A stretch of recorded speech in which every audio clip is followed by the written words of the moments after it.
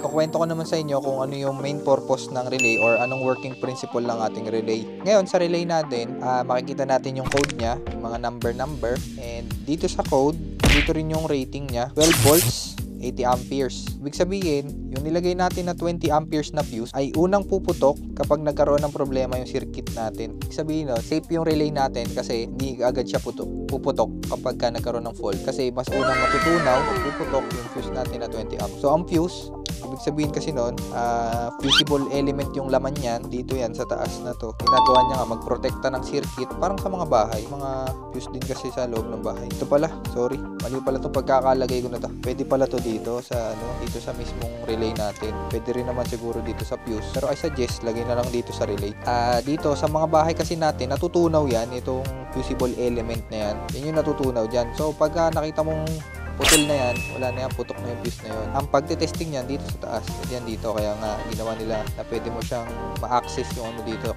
Imbis na tanggalin mo po ng ganito, tapos dito mo testing sa ilalim. Kaya nga naglagay sila dito ng live part is para ma-testing mo siya kung putok na ba or hindi pa, at kaya din clear para mas makita mo kung putok na to o hindi. Madalas kasi yung mga putok na fuse, makikita mo dyan, maitim na yan, wala yung gitna na dyan. Putok na yung fuse na yun. 80 ampere rating ng ating relay compared sa fuse natin. Kaya unang puputok si fuse bago masira si relay kung magkaroon pa man ng iba pang problema sa ating circuit. Na-discuss na natin to kung ano mga ibig sabihin yan. Ito naman, yun yung mga paa niya. 30, 85, 87, A, 87, at 86. Ngayon, may corresponding nga dito na wire. Hindi naman yan magkakabali-baliktad. And tandaan nyo na lang, pero pag i-connect nyo na magdi-DIY pa kayo pati ng wiring harness nyo. Dito, ito symbol to ng solenoid. O itong, nakita nyo yan, parang may copper na yan sa loob.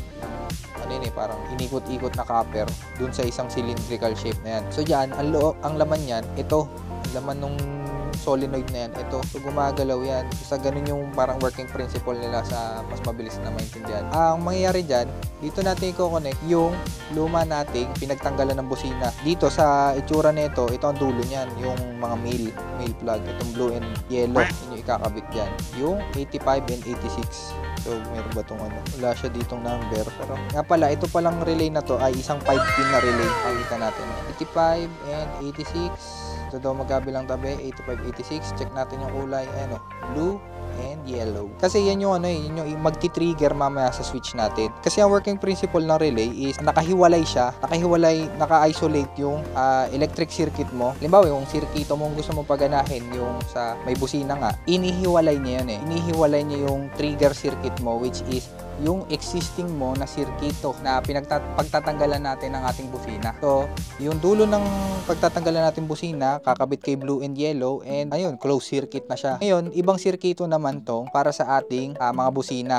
Dun sa ating circuit para sa busina, ang gagamitin lang natin dyan yung 30, hindi masyado makita, no? 30 and 87. Yung 87A kasi normally close yan. Kung makikita natin sa diagram, yung 30 yung supply, and then ito yung dalawang ano niya, output. Isang normally close, which is 87A, and normally open, which is 87. So ang ibig sabihin ng normally, yun yung initial state niya. Kaya yung normally close, ang initial state niya is close. Kapag na-energize yung ating coil sa ating solenoid, ang mangyayari mag-o-open siya. Ganun din naman sa 87, normally open siya. Pag na-energize yung coil, magko-close siya. Ngayon, bakit 87 yung gagamitin natin? Kasi yun yung open circuit, 'di ba? Yun yung open. Pag in-energize mo, gusto mo dun pa lang bubusina. So, pagka pinindot mo to, gusto mo tsaka lang siya gagana. So, yun ang nangyayari dito sa ating circuit na to. Madali lang naman siya intindihin, para lang nag-switch ng switch sa bahay. Pero, ginagawa siya electrically and magnetically kasi meron tayong relay dito. Ang katulad din nitong diagram na to or ang switch na to ay isang single pole double throw. Yun nga, ulitin ko lang,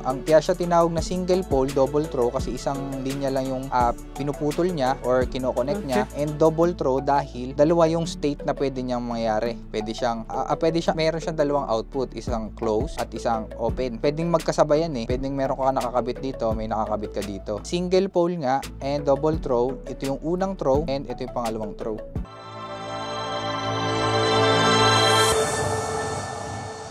Subscribe!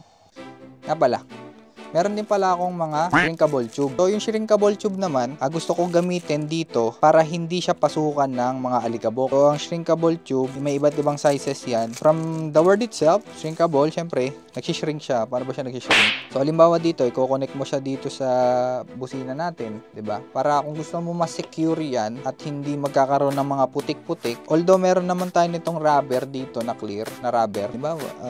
Marami yan eh. Marami akong ganyan eh. Bili ko lang to sa online din, mura lang. Ang pipiliin nyo syempre yung shrinkable tube, mas malaki sa simula. Kasi dahil nga nagsishrink siya, so halimbawa, ito, kunyari, pangalanan ko siyang positive, no? Yan, medyo swak to. Para maganda yung ano niya, maganda yung pag-shrink niya dito. Kunyari, ganyan, no? Hindi ko na ilalak kasi matigas. Pwede siya, ganyan, no? Shrinkable tube. Huwag mo ilalagay sobrang laki kasi meron din namang limit kung gaano siya liliit. Meron din naman tong limit kung gaano siya magsishrink. So, kung ganito kalaki ilalagay ko sa ganito kanipis, baka hindi siya kumapit talaga dito sa ating wire. Kasi manipis tong wire natin kumpara dito sa ulo ng ano natin, terminal, hindi na mababalutan talaga ng shrinkable tube natin yung mismong wire na manipis kung sobrang laki ng gagamitin natin. So ang kagandahan kasi ng shrinkable tube, ang ginagawa niya kasi ano din, dust proofing din to, 'di ba? Parang ganito, parang ka nag-electrical tape din dito eh. Tapos kapag lapat na lapat tong shrinkable tube natin dito, magandang ano yun eh, magandang kapit dun sa rubber, baba yung chance na pasukin ng alikabok or tubig yung ano natin, yung nilalagyan natin ng shrinkable tube. Yan yung relay natin. Thank you for watching, guys. Kung may tanong kayo, comment, suggestion, mag-comment lang kayo sa comment section natin o kaya i-PM nyo ako direkta, sasagutin ko yan. So yun lang naman, guys. Thank you.